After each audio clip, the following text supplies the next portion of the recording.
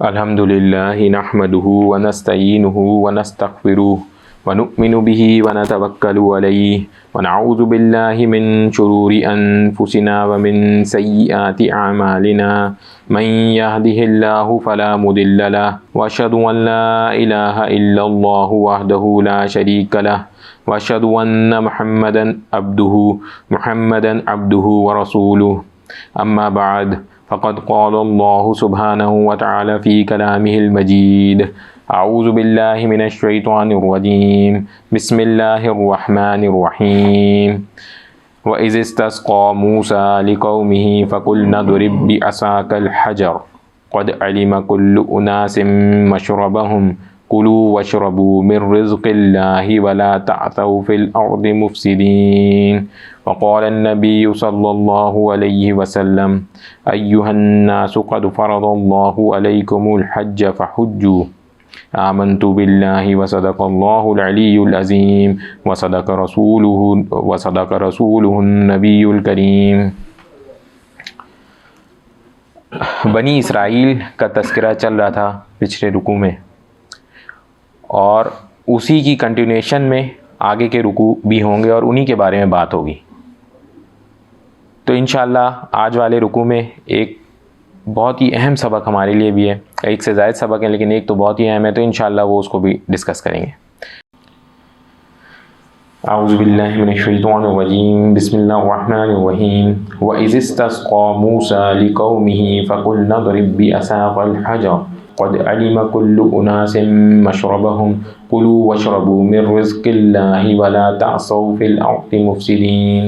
اور یاد کرو جب موسیٰ علیہ السلام نے اپنی قوم کے لیے پانی طلب کیا تو ہم نے فرمایا کہ پتھر پر اپنا عصا ماریے، تو فوراً اس میں سے 12 چشمے بہہ نکلے اور ہر گروہ نے اپنے پینے کی جگہ کو پہچان لیا، اور ہم نے فرمایا کہ اللہ سبحانہ و تعالیٰ کا رزق کھاؤ اور پیو اور زمین میں فساد نہ پھیلاتے پھرو۔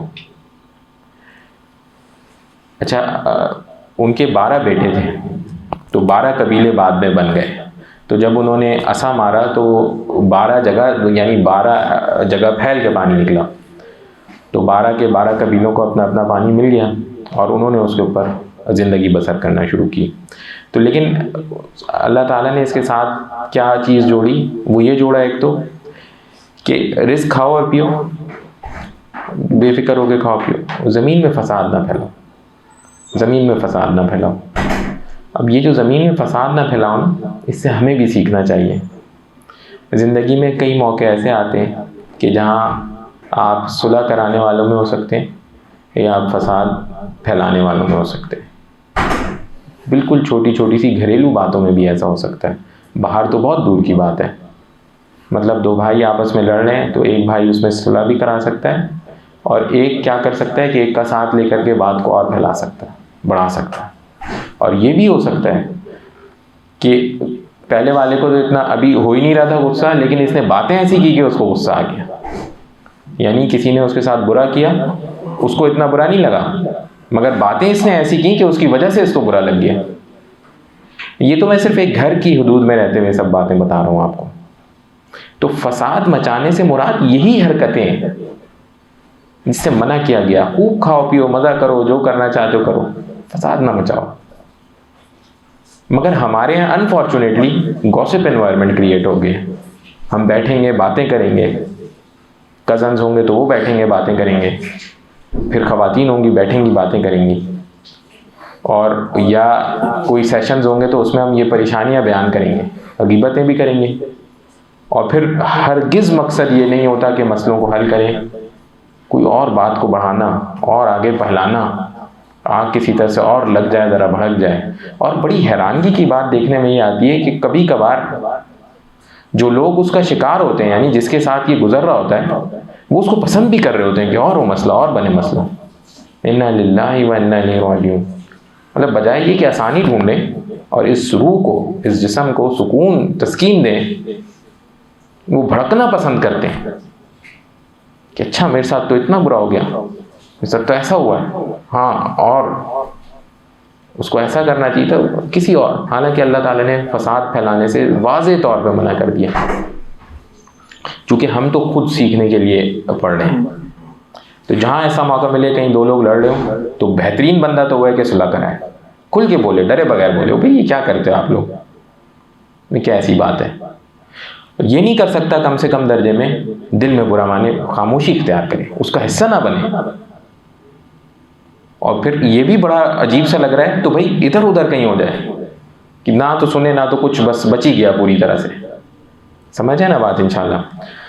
وَإِذْ قُلْتُمْ يَا مُوسَى لَن نَّصْبِرَ عَلَىٰ طَعَامٍ وَاحِدٍ فَادْعُ لَنَا رَبَّكَ يُخْرِجْ لَنَا مِمَّا تُنبِتُ الْأَرْضُ مِن بَقْلِهَا وَكِثَّائِهَا وَفُومِهَا وَعَدَسِهَا وَبَصَلِهَا قَالَ أَتَسْتَبْدِلُونَ الَّذِي هُوَ أَدْنَىٰ بِالَّذِي هُوَ خَيْرٌ اهْبِطُوا مِصْرًا فَإِنَّ لَكُم مَّا سَأَلْتُمْ وَضُرِبَتْ عَلَيْهِمُ الذِّلَّةُ وَالْمَسْكَنَةُ وَبَاءُوا بِغَضَبٍ مِّنَ اللَّهِ ذَلِكَ بِأَنَّهُمْ كَانُوا يَكْفُرُونَ بِآيَاتِ اللَّهِ وَيَقْتُلُونَ النَّبِيِّينَ بِغَيْرِ الْحَقِّ ذَلِكَ بِمَا عَصَوا وَكَانُوا يَعْتَدُونَ.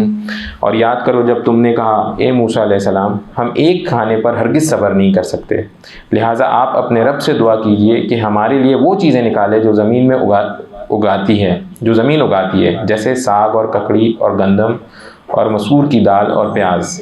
موسیٰ علیہ السلام نے فرمایا کیا تم بہتر چیز کے بدلے میں گھٹیا چیزیں مانگتے ہو؟ اچھا پھر ملک مصر یا کسی شہر میں قیام کرو، وہاں تمہیں وہ سب کچھ ملے گا جو تم نے مانگا ہے. اور ان پر ذلت اور غربت مسلط کر دی گئی اور وہ اللہ سبحانہ و تعالیٰ کے غضب کے مستحق ہو گئے. یہ ذلت اور غربت اس وجہ سے تھی کہ وہ اللہ سبحانہ و تعالیٰ کی آیتوں کا انکار کرتے تھے اور انبیاء کو ناحق شہید کرتے تھے، اور یہ اس وجہ سے تھی کہ انہوں نے نافرمانی کی اور وہ مسلسل سرکشی کرتے تھے. یہ ایک بہت بڑی آیت ہے، اس میں بنی اسرائیلیوں کا ایک بہت ہی اہم قصہ بتایا گیا. اللہ تعالیٰ نے ان کے ساتھ من و سلوہ والا معاملہ کیا ہوا تھا، مطلب کچھ نہیں کرنا، گھر کے باہر موجود ہے بس ذبح کر کے کھانا ہے. وہ کہا ہمیں یہ پسند نہیں آتا، ایک کے اوپر اکتا دے.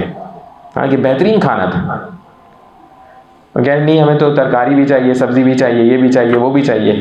یہ کیفیت ناشکری کی، یہ بہترین چیز میسر تھی. تو اسی طرح حضرت موسیٰ علیہ السلام نے ان سے کہا کہ بھئی کیا ہو گیا تمہیں، اچھی چیز ملتی ہے وہ چھوڑ کر کے تم ادنیٰ چیز کی طرف جاتے ہو. اور پھر بس جیسی خواہش تھی ویسا پورا ہوا، ادنیٰ چیز کی طرف گیا. تو اب پتہ چلا ان کو بھائی یہ کیا ہو گیا ماجرا. تو جب اگانا پڑا اور کھانا پڑا تو لگ پتہ چل گیا، اس محنت کا لگ پتہ چل گیا. اس کے ساتھ ساتھ کیا ہوا، یہ تو چلے اپنی جگہ ہے، تو اللہ تعالیٰ نے بیان کیا پھر بعد میں کہ اس کے پیچھے ریزنز کیا تھے ان کے ساتھ ایسا کرنے کے پیچھے. تو پہلی چیز تو یہ تھی کہ وہ آیتوں کا انکار کرنے لگ گئے تھے اللہ تعالیٰ کی. اب آیتوں کا انکار کیا ہوتا ہے؟ آیتوں کا انکار عملی طور پہ وہ حرکتیں جس سے اللہ نے منع کیا ہے، جس سے اللہ نے منع کیا عملی طور پہ وہ حرکتیں. تو پتہ یہ چلا کہ جو لوگ اللہ تعالیٰ کی آیتوں کا انکار کرتے ہیں اللہ تعالیٰ ان کو مشکلات کی طرف لے جاتے ہیں، تکلیفوں میں پریشانیوں میں پہنچا دیتے ہیں آیتوں کا انکار کرنے کی وجہ سے. تکلیفیں پریشانیاں تو مومنین کے اوپر بھی آتی ہیں لیکن وہ ان کے درجات بلند کرتی ہے اور بڑی ڈفرینٹ طریقے کی. ان کے اوپر اس تکلیف و پریشانیوں میں بھی ان کو کوئی ٹینشن اس طرح کی نہیں ہوتی. یہاں پہ مشکل بن جاتی ہے، یہاں پہ تکلیفیں و پریشانیاں آئیں گی وہ تو بس صبح و شام کفر کے کلمے شروع ہو جائیں گے کہ میرے ساتھ یہ کیا ہو گیا، یہ کیا ہو گیا، اس نے یہ کیا، اس نے وہ کیا. انا للہ و انا الیہ راجعون. پھر ایک بات تو یہ کی انبیاء کو قتل کیا کرتے تھے بغیر کسی وجہ کے، اور یہ حق بات ہے. آج کے دور میں اگر کچھ سمجھنا ہو نا یا تھوڑا پاسٹ میں دیکھنا ہو تو اللہ والوں کو اس طرح سے قتل کیا کرتے تھے بغیر کسی وجہ کے. تو بڑا اس میں احتیاط رکھنی چاہیے. اللہ والوں کے بارے میں زبان سے بھی کلام کرتے ہوئے بھی احتیاط کرنی چاہیے، اور یہ تو بالکل انتہائی کے قتل کی طرف نکل جاتے ہیں. تو اب تو اس وقت جو ہیں یہ سارے علماء حضرات، یہ ان کا درجہ ایسے ہی ہے نا، کیونکہ اب تو کوئی نبی نہیں آنا، تو یہی ہیں جو ہمارے لیے رہنمائی ہیں. ایسے ان کا خیال کرنا چاہیے. پھر اور کیا وجہ بتائی گئی؟ نافرمانی کے ساتھ ساتھ مسلسل سرکشی کیا کرتے تھے. اب مسلسل سرکشی جو ہے نا یہ بہت اہم چیز ہے، اہم بات ہے. اس کو عام الفاظ میں اگر ہم سمجھیں تو یہ کیا ہے؟ دیکھیں ایک ٹیم لیڈر نے ایک کام اپنے ایک ریسورس کو دیا، اس نے کام نہیں کیا، تو کام نہیں کیا اس نے، تو ٹیم لیڈر نے کہا بھائی تم نے نہیں کیا کرو. اب وہ اس نے پھر سنا سمجھا، پھر نہیں کیا. اب یہ کیا ہے؟ یہ کیفیت ہے مسلسل والی. تو اللہ مجھ سے نماز چھوٹ گئی، اگلی میں نے پکڑ لی. یہ کیفیت کیا ہے کہ یہ مسلسل کوئی نہیں، ایک موقع پہ تھا، یہ اللہ تعالیٰ سے کوئی ایسی بات نہیں، لیکن اب یہ کہ میں تو مسلسل اگلی بھی چھوڑوں گا اور اس سے اگلی بھی چھوڑوں گا. یہ مسلسل سرکشی ہے. ایک حکم کے بارے میں، ایک سے زائد حکم کے بارے میں ایسا اپنا طرز عمل بنا لینا مسلسل سرکشی ہے. اور جب آسانیاں بہت مل جاتی ہیں نا تو کیفیت یہی ہو جاتی ہے. تو اس لیے کہتے ہیں کہ اللہ تعالیٰ کو اچھے وقتوں میں یاد کرتے رہو، انشاءاللہ برے وقت آئیں گے ہی نہیں کہ مجبوراً پھر اللہ تعالیٰ کو یاد کرنا پڑے گا. اچھے وقتوں میں تو انسان کوئی اور ہی مرتبہ بن جاتا ہے نا اس کا، کہ میں تو بس اب تو سب میرے ہاتھ میں، قدرت میری. تو یہ چیز ہے. یہ چھوٹا سا رکوع تھا، اس میں بس 2 آیتیں تھیں. اس کے ساتھ انشاءاللہ ہم اگلا رکوع بھی آج کوشش کریں گے کہ پورا مکمل کر لیں. یہ بہت اہم رکوع ہے. ان الذين آمنوا والذين هادوا والنصارى والصابئين من آمن بالله واليوم الآخر وعمل صالحا فلهم أجرهم عند ربهم ولا خوف عليهم ولا هم يحزنون. بے شک ایمان والوں نیز یہودیوں اور عیسائیوں اور ستاروں کی پوجا کرنے والوں میں سے جو بھی سچے دل سے اللہ سبحانہ و تعالیٰ پر اور آخرت کے دن پر ایمان لے آئیں اور نیک کام کریں تو ان کا ثواب ان کے رب کے پاس ہے اور ان پر نہ کوئی خوف ہوگا اور نہ وہ غمگین ہوں گے. تو ان میں سے اس کیٹیگری میں یہودیوں کی بات ہوئی، نصرانیوں کی بات ہوئی، عیسائیوں کی بات ہوئی، اور یہ جن کو صابئین کہا جاتا ہے یہ ستاروں کی پرستش کرنے والے لوگ تھے. تو ان کے بارے میں کہا گیا کہ ان میں سے جو لوگ اللہ تعالیٰ کے اوپر ایمان لے آئیں اور نیک کام کریں تو ان کا کچھ بھی پرانا کوئی چیز ضائع نہیں ہوگی. اب اللہ تعالیٰ کے اوپر ایمان لانے والے تو عیسائی آج بھی ہیں اور اسی طرح سے یہودی آج بھی ہیں، مگر ایمان کامل مکمل ایمان نہیں ہے. یہ جیسے ایمان کی ضرورت ہے نا، اب وہ یہ ایمان مکمل ایمان نہیں ہے. تو یہ بات بالکل دماغ میں رکھی جائے کہ غلط فہمی میں نہ شکار ہو جائیں کہ دیکھو ان کے بارے میں تو یہ بات ہوئی تھی. بہت سے لوگ یہاں سے یہ چیز اخذ کرتے ہیں کہ ان کے بارے میں تو ان کے اوپر کوئی خوف نہ ہو، غم زدہ. تو بھائی آگے قرآن میں ایک آیت اور موجود ہے، اس کا ترجمہ سورہ آل عمران آیت نمبر 85. اور جو شخص اسلام کے سوا کسی اور دین کا طالب ہوگا وہ اس سے ہرگز قبول نہیں کیا جائے گا، اور ایسے شخص آخرت میں نقصان اٹھانے والوں میں ہوگا. ایسا شخص آخرت میں نقصان اٹھانے والوں میں. تو پوری چیز سمجھ کر کے ایگزیکیوٹ کرنی ہوتی ہے. تو اب وہ بات نہیں ہے. اب یہاں پہ یہی ہے کہ جو اللہ پر ایمان لائے گا تو اس کا مطلب اس نے آگے تمام پیغمبروں پہ ایمان لائے. جیسے ہم مسلمان ہم لے کر آتے ہیں، ہم حضرت موسیٰ علیہ السلام کو مانتے ہیں، ہم حضرت عیسیٰ علیہ السلام کو مانتے ہیں، مگر وہ پھر حضرت محمد صلی اللہ علیہ وسلم کو مانے نا، اور پھر اسی مذہب کی پیروی کریں، اسی کے پیچھے چلیں نا. تو یہ چیز ہے اس کے اوپر. وَإِذْ أَخَذْنَا مِيثَاقَكُمْ وَرَفَعْنَا فَوْقَكُمُ الطُّورَ خُذُوا مَا آتَيْنَاكُمْ بِقُوَّةٍ وَاذْكُرُوا مَا فِيهِ لَعَلَّكُمْ تَتَّقُونَ. اور یاد کرو جب ہم نے تم سے عہد لیا اور تمہارے سروں پر طور پہاڑ کو معلق کر دیا اور کہا کہ مضبوطی سے تھامو اس کتاب کو جو ہم نے تمہیں عطا کی ہے، اور جو کچھ اس میں بیان کیا گیا ہے اسے یاد کرو اس امید پر کہ تم پرہیزگار بن جاؤ. ثم تولیتم من بعد ذلک فلولا فضل اللہ علیکم ورحمتہ لکنتم من الخاسرین. اس کے بعد پھر تم نے روگردانی اختیار کی، تو اگر تم پر اللہ سبحانہ و تعالیٰ کا فضل اور اس کی رحمت نہ ہوتی تو تم نقصان اٹھانے والوں میں سے ہو جاتے. اب یہاں کے اوپر آپ ذرا سا دیکھیں، اللہ تعالیٰ نے حضرت موسیٰ علیہ السلام اور ان کی قوم کے اوپر کوئی طور کو اٹھایا. کتاب ان کو دی جا چکی تھی. یہ جو کوئی طور پہاڑ تھا ان کے اوپر تھا، اور ان کو ایسا لگتا تھا کہ اب میرے اوپر گرنے کو ہے، ہمارے اوپر گرنے کو ہے پہاڑ. کتاب دی گئی کہ اب اسے تھامو.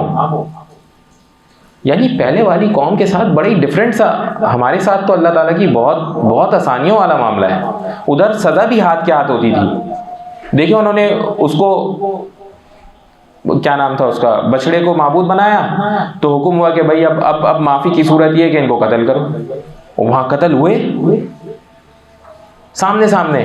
تو چنانچہ پرانے پہلے دور کے اس میں جو زکوٰۃ ہوتی تھی وہ قبول ہونے کی شرط یہ ہوتی تھی، لوگ اپنا مال لے جا کر کے سامنے رکھ دیا کرتے تھے، اور ایک آگ یا آسمان سے بجلی گرتی تھی اور وہ سارا جل جایا کرتا تھا، تو جس کا جل جاتا تھا وہ پتہ چلتا تھا ایسی قبول ہو گئی۔ آج کل کے دور میں تو الحمدللہ پتہ ہی کوئی نہیں ہوتا، شکر ہے اللہ کا چھپا ہوا ہے، ہمیں نہیں اندازہ ہمارا کیا معاملہ بنا، اور وہ کام میں بھی آ گیا لوگوں کے۔ تو ہماری جو ابھی اس وقت ہم نبی کریم صلی اللہ علیہ وسلم کے سارے چاہنے والے اور ان کو فالو کرنے والے، ان کے لیے بڑی آسانیاں اللہ تعالیٰ نے رکھی۔ اسی طرح سے اس دور میں اتنا سخت حکم کہ ابھی آپ کو سامنے نظر آنا شروع ہو جائے اس کے اوپر عمل کرو، لوگ بھی چنانچہ ویسے ہی تھے۔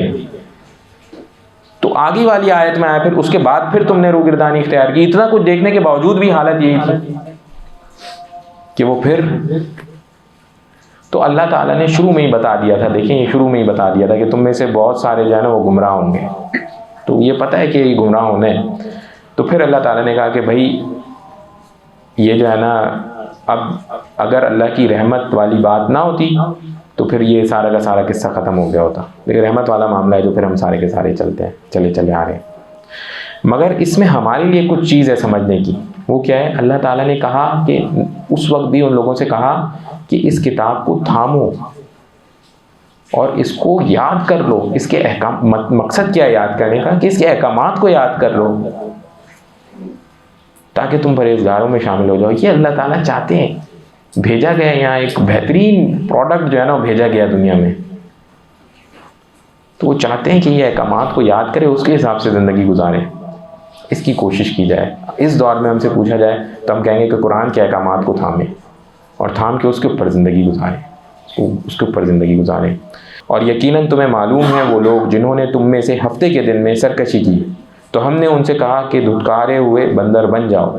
فَجَعَلْنَاهَا نَكَالًا لِمَا بَيْنَ يَدَيْهَا وَمَا خَلْفَهَا وَمَوْعِظَةً لِّلْمُتَّقِينَ، تو ہم نے یہ واقعہ اس وقت کے لوگوں اور ان کے بعد والوں کے لیے عبرت اور پرہیزگاروں کے لیے نصیحت بنا دیا۔ اوہو، یہ کیا واقعہ تھا بھائی؟ ہوا یہ کہ حضرت موسیٰ علیہ السلام کی قوم کو اللہ تعالیٰ نے کہا ہفتے کے دن آپ نے شکار مچھلی کا نہیں کرنا،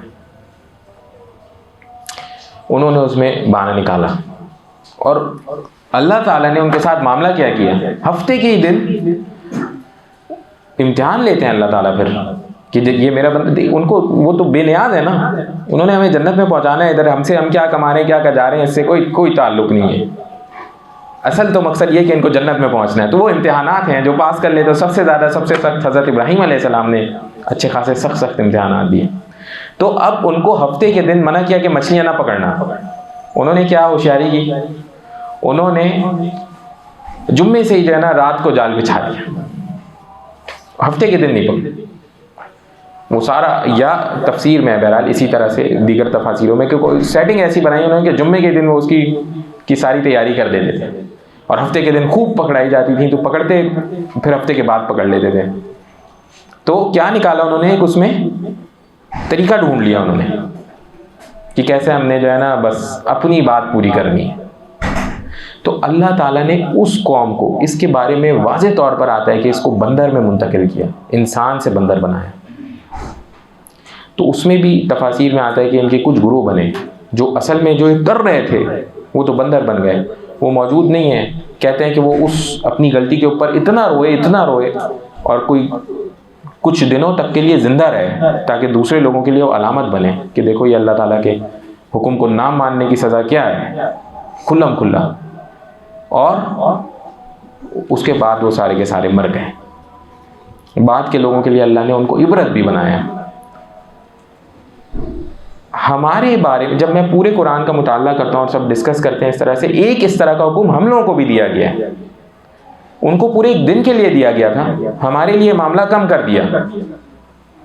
مطلب ہوا یہ کہ اللہ تعالیٰ نے یعنی ان کو اچھا ان کے لیے جو ہے نا یہودیوں کے لیے ہفتے کا دن مقدس دن ہے، جیسے ہمارے لیے جمعے کا دن ہے، ان کے لیے ہفتے کا دن ہے، اور اسی دن اللہ تعالیٰ نے ان کو بیسیکلی کاروبار سے منع کیا. ٹیکنیکلی دیکھا جائے تو کاروبار سے منع کیا نا. مچھلی پکڑ کے وہ کیا کرتے تھے؟ ہم لوگوں کے لیے کیا ہے؟ سورہ جمعہ کی آیت نمبر 9-10، اس کا ترجمہ میں آپ کے سامنے پڑھتا ہوں. اے ایمان والوں، جب تمہیں پکارا جائے نماز کے لیے جمعے کے دن تو دوڑو اللہ کے ذکر کی طرف اور کاروبار چھوڑ دو، یہی تمہارے لیے بہتر ہے اگر تم علم رکھتے ہو. پھر جب نماز پوری ہو چکے تو زمین میں منتشر ہو جاؤ اور اللہ کا فضل تلاش کرو اور اللہ کو یاد کرو کثرت سے تاکہ تم فلاح پاؤ. اب یہ بات ذرا سمجھیں آپ کہ اللہ تعالیٰ نے ہمارے لیے چھوٹا سا وقت کاروبار بالکل منع کر دیا. جمعے کے لیے جس وقت بلایا جاؤ. اب کس وقت بلائے جاتے ہیں نا ٹیکنیکلی، وہ جب پہلی اذان ادھر اس مسجد میں پہلی اذان دی جاتی ہے تب بلائے جاتے ہیں کہ اب آ جاؤ. تو ابھی تک اس مسجد میں پہلی اذان نہیں ہوئی، ٹیکنیکلی ہم نے لوگوں کو ابھی تک نہیں بلایا، لیکن چونکہ لوگوں کو پتہ ہے کہ بھائی بیان پہلے سے شروع ہو جاتا ہے تو. لیکن جو لوگ دوسری مساجد میں جاتے ہیں وہاں کے اوپر پہلی اذان بہت دیر پہلے ہو جاتی ہے. تو جیسی پہلی اذان کا وقت ہو جاتا ہے اصولاً اب جو وہاں جا رہا ہے وہ اٹھے، اب صرف وہ ایک کام کر سکتا ہے کہ اس مسجد جانے کی تیاری کر سکتا ہے. اس کے علاوہ وہ کوئی بھی کام کاج کاروبار کر رہا ہے تو وہ پھر اس حکم کو پورا نہیں کر رہا. اور پہلے ایک قوم کی مثال آ گئی ہمارے سامنے کہ دیکھو جب اس نے ایسا کیا کہ ہم نے انہیں منع کیا تھا کہ نہ کرنا ہے کام، پھر بھی انہوں نے کام کیا تو ان کے ساتھ کیا معاملہ ہوا.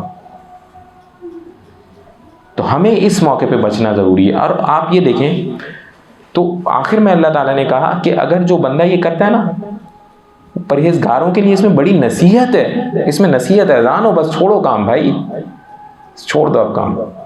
تو ادھر سے ہمیں سیکھنا چاہیے کہ جہاں پہلی اذان ہو بس اب لوگ سارا کام چھوڑیں، نماز کے لیے آ جائیں. جس مسجد میں پڑھ رہے ہیں ادھر پتہ ہونا چاہیے پہلی اذان کتنے بجے، بس وہ سنتے ہی اس کے اوپر حکم کریں.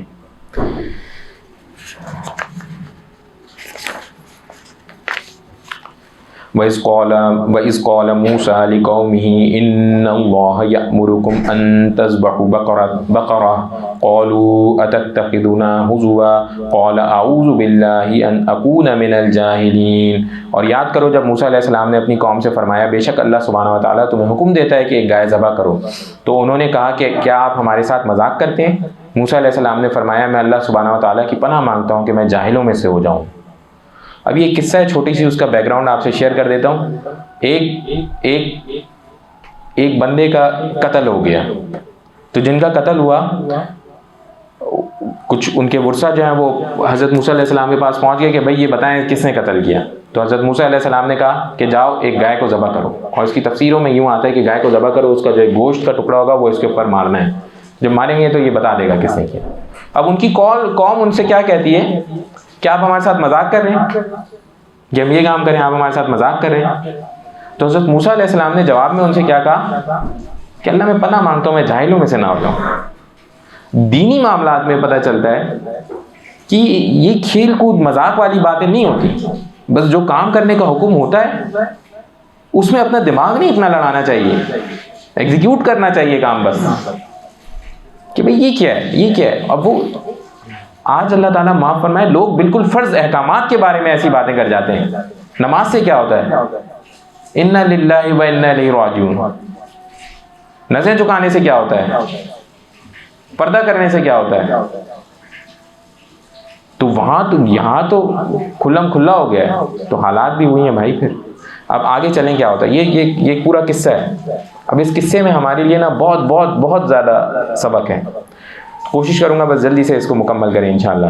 قَالُوا ادْعُ لَنَا رَبَّكَ يُبَيِّن لَنَا مَا هِيَ. ظاہری بات ہے بعد میں انہوں نے کرنا تو وہی تھا، اور تو کوئی طریقہ تھا نہیں اپنا. کہتے ہیں مذاق کر رہے ہو، کیا آپ ہمارے ساتھ مذاق کر رہے ہیں؟ آپشن بھی کوئی نہیں ہے، کرنا بہرحال وہی ہے.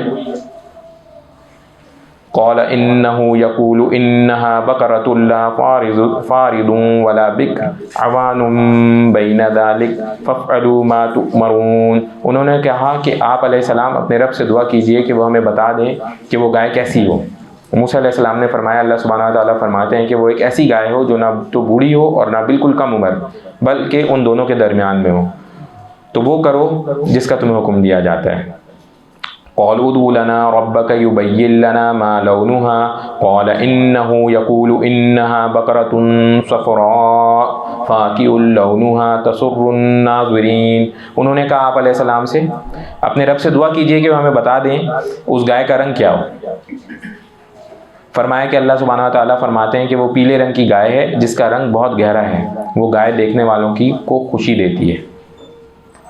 قالوا ادع لنا ربك يبين لنا ما هي وإنا إن شاء الله لمهتدون. انہوں نے کہا آپ اپنے رب سے دعا کیجئے کہ ہمارے لیے واضح طور پر بیان کر دیں کہ وہ گائے کیسی ہے, کیونکہ بے شک گائے ہم پر مشتبہ ہو گئی ہے, اور اگر اللہ سبحانہ و تعالیٰ چاہے گا تو یقیناً ہم راہ پا لیں گے.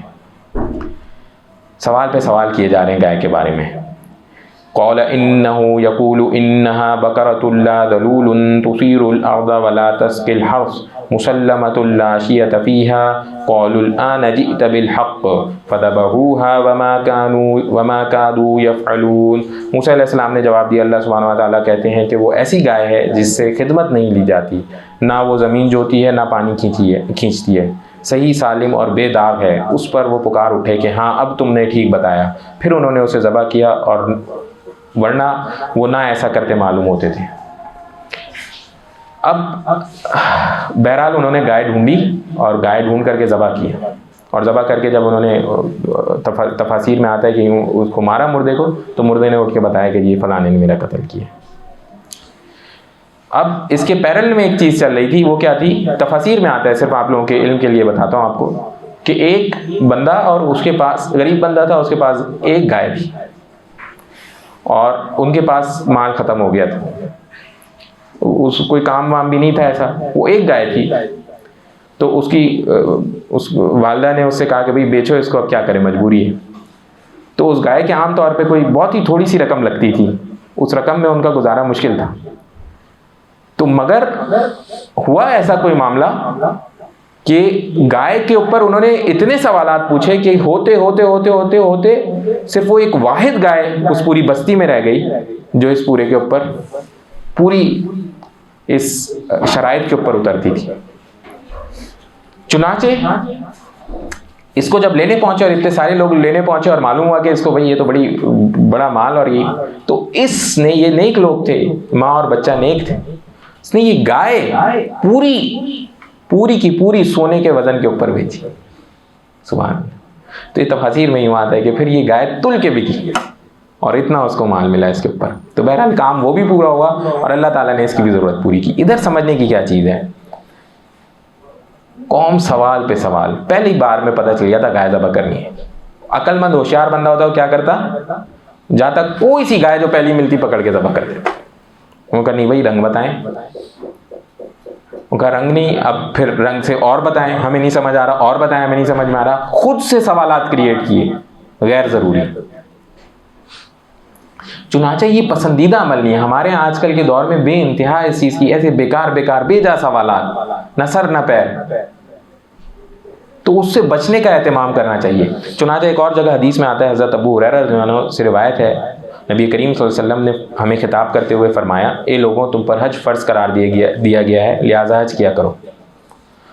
اب ایک صحابی وہاں موجود تھے, اس پر ایک صحابی نے عرض کیا, یا رسول اللہ صلی اللہ علیہ وسلم کیا ہر سال حج کرنا فرض ہے؟ نبی کریم صلی اللہ علیہ وسلم اس پر خاموش رہے, یہاں تک کہ ان صحابی نے یہ سوال 3 بار دہرا دیا. پھر آپ صلی اللہ علیہ وسلم نے فرمایا, اگر میں ہاں کہہ دیتا تو ہر سال حج واجب ہو جاتا اور تم سے یہ نہ ہو سکتا تھا. پھر فرمایا, جس چیز کو میں چھوڑ دوں اسے رہنے دیا کرو. تم سے پہلے لوگ بھی کثرت سے سوالات اور انبیاء پر اختلافات کی وجہ سے ہلاکت میں پڑ گئے. جب میں کسی چیز کا حکم دوں تو جتنی اس کی استطاعت ہو بجا لاؤ, اور جب میں منع کروں تو رک جاؤ. اب آج کے دور میں اتنے سوالات, یہ کیسے کریں, یہ کیسے کریں, وہ تو ویسے کرتے ہیں, ہم ایسے کیوں کریں, فلانا تو یوں کرتا ہے تو فلانا ہم یہ کیوں کریں. اتنے سوالات, انا للہ و انا الیہ راجعون, اور اپنے لیے مشکل سے مشکل ترین چیز بناتے چلے جاتے ہیں. اور مقصد سیکھنا ہے, واقعی عمل کرنا ہے, کیا کرنا ہے میری سمجھ سے باہر ہوتا ہے. دین کے معاملہ ہو چاہے زندگی کا معاملہ ہو, عمل کی نیت ختم ہو, فضول کے سوالات, یہ پسندیدہ عمل نہیں ہے. لہٰذا کم چیزوں کے اوپر رکھتے ہوئے دماغ میں کم, جیسی تھوڑی سی بات ہے جس میں عمل شروع کرتے ہیں انشاءاللہ. تو یہ یہاں پہ الحمدللہ ہمارے اگلے والے 2 رکوع بھی مکمل ہو گئے. تو اللہ تعالیٰ سے دعا ہے کہ اللہ تعالیٰ خوب اچھے سے ہمیں قرآن پاک سمجھنے کی، عمل کرنے کی توفیق عطا فرمائے. عزم کرتے ہیں نا انشاءاللہ قرآن پاک کو خوب اچھا سا پڑھنے کی اور عمل کرنے کی، انشاءاللہ عزم کرتے ہیں نا. بس دعا کر لیتے ہیں. یا ارحم الراحمین یا ارحم الراحمین یا ارحم الراحمین، اللہم صلی علی محمد وعلی آل محمد، اللہم اعنی علی ذکرک و شکرک و حسن عبادتک. یا اللہ خوب اچھا سا قرآن پاک پڑھنے کی، سمجھنے کی، عمل کرنے کی توفیق عطا فرمائے. یا اللہ اپنی سچی محبت عطا فرمائے، نبی کریم صلی اللہ علیہ وسلم کی سچی محبت عطا فرمائے. یا اللہ ہمارے تمام مسائل محض اپنے فضل و کرم سے حل فرما دیجیے، تمام طرح کے شرور سے ہمیں محفوظ فرمائیے. سمعنا واطعنا غفرانک ربنا و الیک المصیر برحمتک یا ارحم الراحمین. آمین.